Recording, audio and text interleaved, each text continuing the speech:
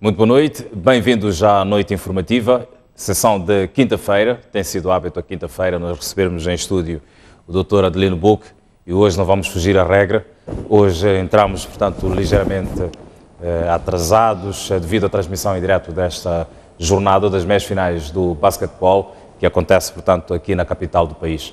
Adelino Buque é o nosso convidado para hoje e vai deixar ficar os seus comentários relativamente aos temas que nós temos propostos para esta noite. Passo a saudar-lhe, muito boa noite. Boa noite. Bem-vindo à noite informativa. Obrigado. Boa noite. Pois bem, doutor Adelino Buque, nós arrolamos alguns temas e gostávamos de ouvir o seu comentário em relação aos mesmos. Começaríamos por olhar, portanto, para a Igreja Católica de Moçambique e pediu, portanto, uma declaração de ilegalidade, portanto, da dívida oculta.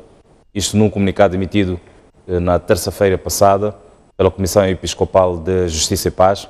A Igreja Católica exige a responsabilização dos que contraíram diretamente a dívida, assim como das pessoas e instituições que não responderam à solicitação de informação da CROL, consultora responsável pela apuração. Eu peço o seu comentário relativamente, portanto, a esta Carta dos Católicos e as suas exigências, portanto, em relação, portanto, a este relatório da dívida e as questões envolventes. Muito obrigado. Vamos fazer estes comentários, mas antes deixe-me deixar aqui sublinhado a minha satisfação pelo acontecimento que está a ocorrer em Quisico. Okay.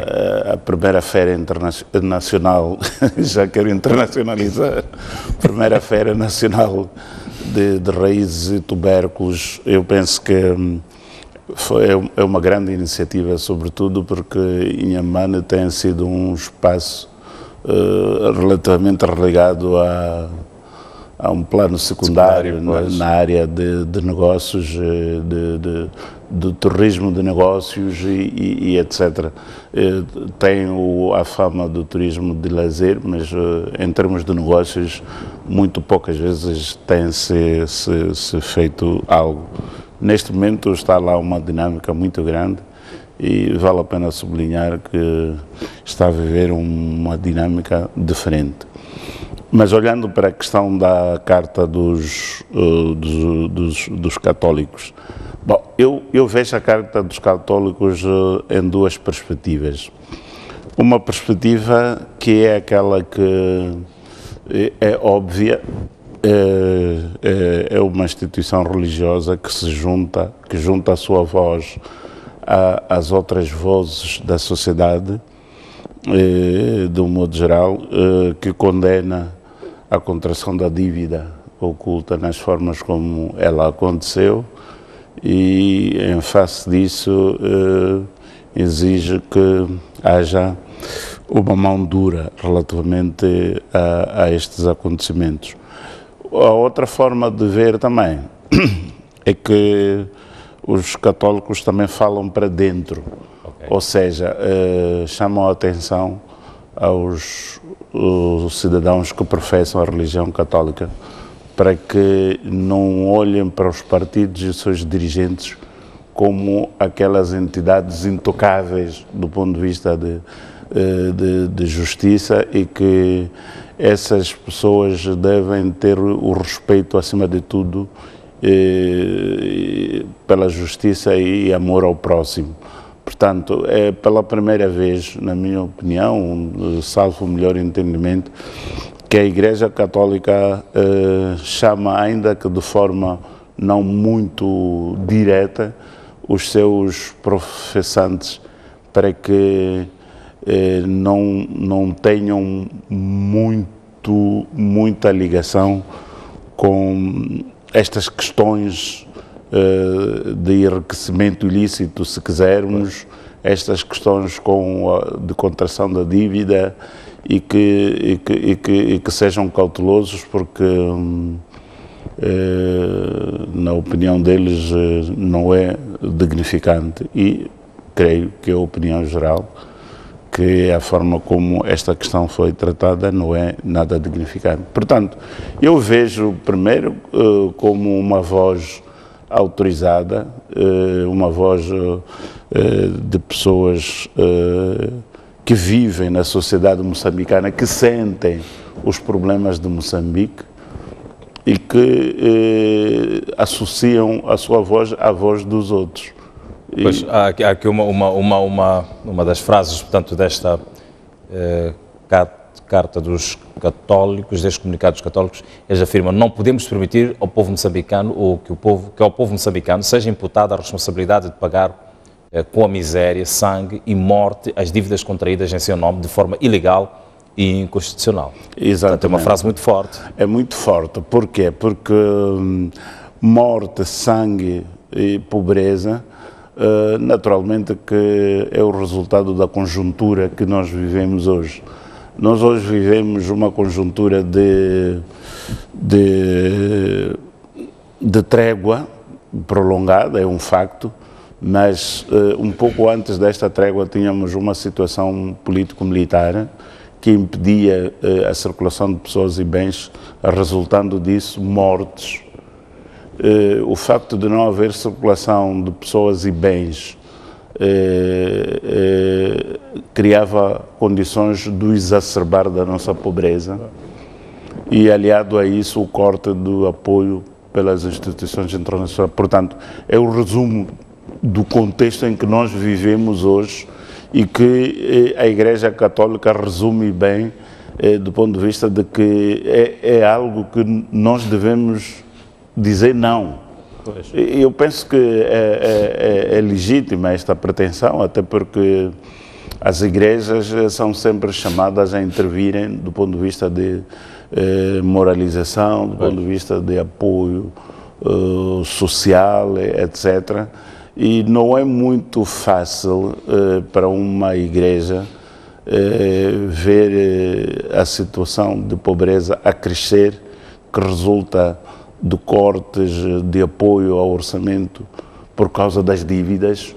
Não é muito aceitável para uma instituição religiosa olhar para a situação de guerra que resulta de não entendimento entre nós, moçambicanos, etc. Quer dizer, eu penso que, enfim, podemos analisar em outros ângulos, mas eu prefiro olhar para a Igreja Católica assumindo neste comunicado a sua responsabilidade do ponto de vista de condutor de homens, de condutor de educação moral e cívica. E, então, penso que eu enquadraria aí, pode haver outras especulações, mas eu prefiro olhar para esta atitude, até porque do ponto de vista prático, a Igreja Católica tem nos habituado de quando em vez com estas publicações, chamando a atenção muitas vezes com alguma antecipação em relação aos factos. Desta vez, se calhar até demorou,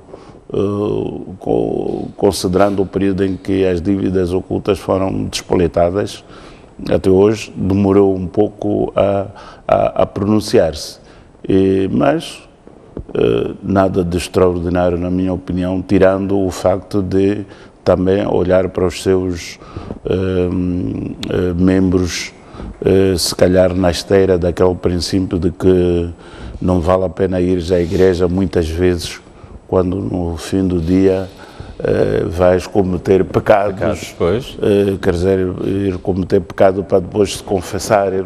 E eu penso que é mais ou menos também nesta esteira que eles chamam a atenção aos católicos. Pois bem, eu gostava de ouvir os seus comentários em relação, portanto, ao nosso segundo tema, que propomos para esta noite, que é, portanto, o atraso na retirada da FDS de Gorongosa, e no momento em que se esperava que este processo estivesse a decorrer com toda a tranquilidade, eis que surge, portanto, esta troca de palavras de lado a lado. Primeiro é Afonso de Lhakama reclamar que não há, portanto, o materializar daquilo que foi, portanto, a indicação do Presidente da República, o Ministro da Defesa Nacional a aparecer e a dizer, portanto, a contradizer ou contrariar, portanto, Afonso de Lhakama. O que é que lhe parece, portanto, estas trocas de palavras acusatórias de parte a parte, em relação, portanto, a esta questão da retirada das tropas? Hermínio, eu penso que aqui há uma forma de ver que se calhar não é muito não é muito perceptível. Repare que nós não sabemos o que é que foi combinado de facto, do ponto de vista prático, em relação ao acordo entre o líder da Renamo e o Presidente da República, do ponto de vista operacional. Nós não sabemos, mas o líder da Renamo veio a público dizer que as coisas estão a andar devagar. Num determinado momento o chefe do Estado reconheceu que as coisas estavam a andar devagar, mas que se resultam dos próprios processos que têm que ser seguidos. Relativamente a estas questões militares, eu penso que vi umas peças ainda hoje, porque o Ministro da Defesa Nacional, quando reage, eu penso que reagiu com muita propriedade sobre aquilo que estava a acontecer no teatro das operações, e estava tão seguro, está tão seguro do que está a acontecer, ao ponto de fazer convite aos jornalistas e outros interessados. A comissão mista, etc. Portanto, eu penso que há aqui, na minha opinião, uma reação de segurança por parte do Ministro da Defesa Nacional, que diz que aquilo que está sendo dito nós estamos a fazer. Agora, as outras leituras que podem ser feitas, nós sabemos que a sociedade moçambicana está ávida de paz. E tudo o que for a falar e dizer que não está a acontecer, periga a paz, todo mundo fica de pé. E eu penso que a Renamo está a fazer um grande aproveitamento desta situação, do ponto de vista de alarme, falso alarme, porque se formos a verificar, mesmo aqueles que estiveram no próprio local, confirmaram a retirada das tropas e não mostraram onde é que estavam as outras tropas. Agora, aqui também uma outra situação que é difícil de perceber. Na perspectiva da Renamo, provavelmente que querem uma Gorongosa sem forças armadas de defesa de Moçambique. Eu acho que também aí é pedir muito demais, não é? Porque quando eles não saíram de Gorongosa, Gorongosa é um distrito, não é? Então, quer dizer, Gorongosa tem que estar livre das forças armadas, e eu acho que esta exigência é exagerada. Agora, de facto,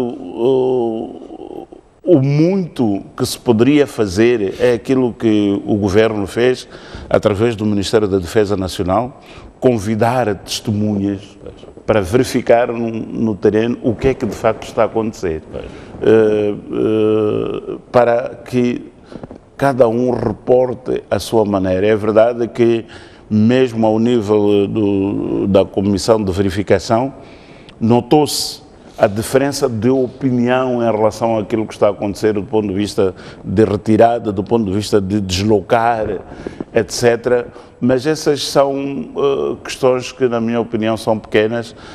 O facto é que se o Ministro da Defesa Nacional fez aquele convite, materializou, é que está ciente de que aquilo que as ordens que recebeu do Presidente da República está a cumprir. O outro aspecto muito interessante é que, na inocência aparente, numa reconciliação aparente, o líder da Renamo procura transmitir a ideia de falta de respeito ao chefe do Estado. Ele está a semear. Quer dar a entender que o chefe do Estado não é suficientemente respeitado. Ora, isto também, parecendo que não, é uma forma de abordagem extremamente perigosa do ponto de vista de quem está com responsabilidades do Estado. Agora, o líder da Renamo não tem nada a perder com o que está a acontecer. Portanto, estas reivindicações de Afonso de Lacama, tornadas públicas da forma como foram tornadas, em alguma medida cria uma situação grave, portanto, a imagem do Presidente da República. Cria uma situação grave a imagem do Presidente da República e é curioso que ele aparece como o cidadão mais preocupado com a falta de respeito ao chefe do Estado. É curioso porque eu penso que se há um desobediente número 1 ao chefe do Estado, foi o líder da Renamo. Portanto, é curioso que hoje esteja preocupado com a imagem do chefe do Estado, do ponto de vista de que está tendo uma má imagem a nível internacional, a nível nacional, porque está a falar, até diz o seu porta-voz, diz que está a mentir ao povo. Quer dizer, de repente, tu tens um líder da Renamo e tens a comunicação da Renamo preocupado com a imagem do chefe do Estado. Para qualquer observador, naturalmente, está claro que aqui alguma coisa está errada. Alguma coisa está errada. Mas, independentemente de tudo isso, eu penso que é de louvar o facto de o Ministro da Defesa não ter deixado este debate prolongar-se, não ter se limitado a um bate-boca, como se costuma dizer, mas ter levado testemunhas para o local para verificarem e para reportarem com algum conhecimento de causa sobre o que está a acontecer. Mas esta comunicação ruidosa poderia provocar consequências? Naturalmente. Eu penso que são consequências que vão ter aproveitamentos. Repare, quando se fala de desrespeito ao chefe do Estado, está a criar uma espécie de desmoralização, não é? Na hierarquia militar. Está a criar um mal-estar na hierarquia militar. A classe militar é aquela classe que trabalha com base em ordens e instruções. Quando se diz que há falta de respeito, qualquer coisa não está bem. Então, esta tentativa de desmoralização é muito grave. E eu penso que, de facto, não havia, na minha opinião e na minha perspectiva, não havia melhor forma que o Ministério da Defesa Nacional levar pessoas estranhas para o local das operações. Não havia melhor resposta a estas reclamações que aquilo que o Ministério da Defesa Nacional fez. Eu penso que foi uma das reações fora dos telefonemas do chefe do Estado e líder da Renamo, devidamente elaborado. Pois bem, seguimos e olhamos para o nosso terceiro tema, que é a interdição da importação de frangos. Portanto, carne a Moçambique. Sim. O Ministério da Agricultura e Segurança Alimentar emitiu um comunicado que proíbe a importação de aves, pintos, portanto, de um dia, ovos e produtos derivados de aves da África do Sul, Zimbábue e da República Democrática do Congo. E esta medida, segundo o Ministério da Agricultura, visa proteger os avicultores moçambicanos de um surto de gripe aviária causada pela estirpe HSN8 que eclodiu nestes países. Esta restrição vai criar-nos problemas, ou poderá criar problemas muito sérios em termos de preços, oferta, que o mercado poderá ter nos próximos tempos. Hermínio, deixa-me primeiro felicitar o Ministério da Agricultura e Segurança Alimentar por esta medida, porque normalmente estes são daqueles produtos que sofrem inspeções de vária natureza, porque é uma salvaguarda da sanidade animal do país receptor. Portanto, ao agir da forma como agiu o Ministério da Agricultura e Segurança Alimentar, está a fazer a proteção, está a desempenhar com fidelidade o seu papel de proteger diríamos, a sanidade animal do território moçambicano. O contrário seria, de facto, o catastrófico. É verdade que a medida eventualmente poderá criar, a curto prazo, problemas de mercado, não é? Poderá criar um problema de escassez, quer de frangos em crescimento, quer de disponibilidade de frango no mercado. Mas eu acredito que esta interdição estará sendo acompanhada por outras medidas complementares para que o vazio criado por esta interdição, nomeadamente nestes territórios específicos, não nos afetem a médio prazo. Portanto, estas são medidas... É natural que a curto prazo haja algum problema, haja algum stress e até haja algum aproveitamento comercial. O negócio é feito disto, não é? Feito de escassez e fartura, escassez. Portanto, estas são medidas cujos impactos são avaliados ao longo do tempo. Ao longo do tempo. Porque, repara,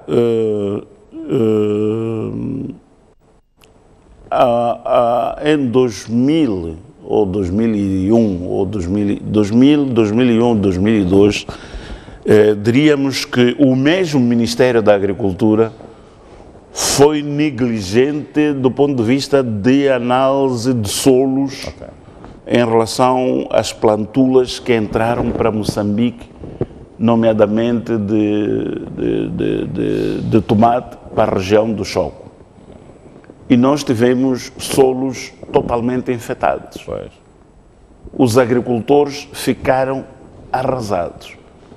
Portanto, não há outra atitude, a bom da verdade, que não congratular esta atitude, porque nos parece que, de facto, está a começar a existir um Estado que defende o controle de sanidade, quer animal, quer vegetal. É uma atividade adstrita ao Ministério da Agricultura e Segurança Alimentar, quer a nível de entradas do exterior para o interior, quer a nível de circulação interna, do ponto de vista de distrito para província, província para capitais, etc, etc, etc. É responsabilidade do Ministério da Agricultura e Segurança Alimentar, e esta medida tomada por esta entidade, a única coisa que se pode fazer é congratular, porque de facto estamos a sentir a existência do Estado. Mas existe também outras medidas combinadas, porque o Ministério da Agricultura, ao tomar estas medidas, naturalmente que a sirene toca para todo o governo, não é?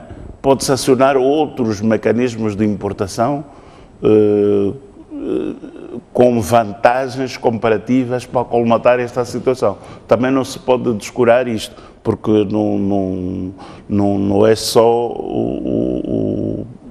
a nossa dieta alimentar, não depende só das decisões deste Ministério. Existe o Ministério do Comércio, que ao notar a existência da lacuna de produção, terá que agir. Existe o Ministério da Economia e Finanças, através da autoridade tributária, também, que vai ter de fazer alguma coisa para permitir que não morramos à fome. Pois é, esta é a tal questão que ia colocar. Como é que o mercado se deve preparar, portanto, para fazer face a este cenário? O Ministério da Agricultura fez a parte que lhe coube. Exato. Nós, do ponto de vista estatístico, nós sabemos o que é que a cidade precisa de consumir, nós sabemos o que é que nós somos capazes de produzir. A partir desta alerta que o Ministério da Agricultura e Segurança Alimentar deu, que claramente a curto prazo não teremos a produção das aves pelas fontes que nós temos, é obrigação do Ministério da Indústria e Comércio começar a olhar para o mercado. De onde é que eu posso trazer para alimentar as pessoas? É o assunto do Ministério da Economia e Finanças, através da autoridade tributária, o que é que eu devo fazer para facilitar a entrada de mercadorias e não a encarecer, tendo em conta a demanda que nós temos desta mercadoria. Quer dizer, é todo um governo, não é, que deve acordar e fazer a parte que lhe cabe. E aqui, com todo o respeito, o Ministério da Agricultura já fez a parte que lhe cabe e a única coisa que temos que dizer é agradecer o papel que desempenhou nesta perspectiva. Entretanto, esta é uma medida que surge depois do nosso país também ter barrado em algum momento a entrada, portanto, do frango brasileiro. Portanto, exatamente. Estamos a falar de novos tempos, estamos a falar, portanto, de novos sinais que estão a ser lançados. Novas atitudes. Pois.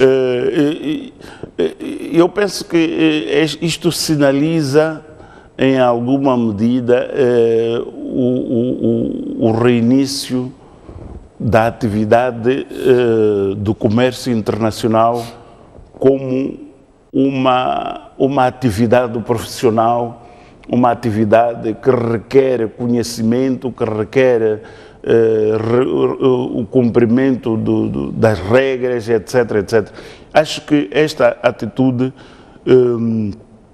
repõe o vazio que tu encontras quando entras na fronteira, quer de Ressano Garcia, aqui no sul, quer da Namaz, dos agentes de sanidade animal, dos agentes do controle de sanidade. Então, nós estamos a voltar para uma situação de normalidade que eu acredito que nós perdemos isto nos anos 2000 e qualquer coisa. Então, esta atitude é bem-vinda. É bem-vinda. Doutor Adelino Buque, eu quero agradecer a sua presença aqui na Noite Informativa, portanto, e os seus comentários relativamente a estes 3 temas que nós propusemos para esta noite.